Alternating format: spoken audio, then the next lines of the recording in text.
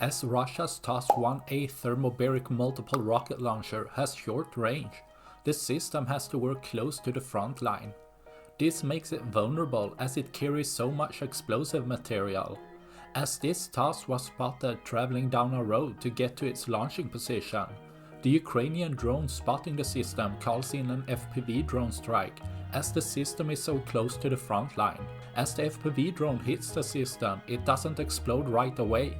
As the crew know what danger they are in, they flee for their lives, possibly getting far enough before the fire reaches the rocket,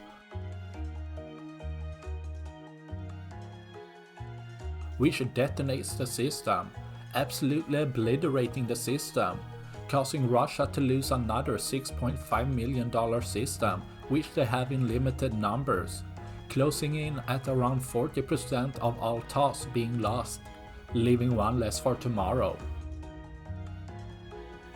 That's all I had for this video. Please like and subscribe for more. Thanks for watching. Bye.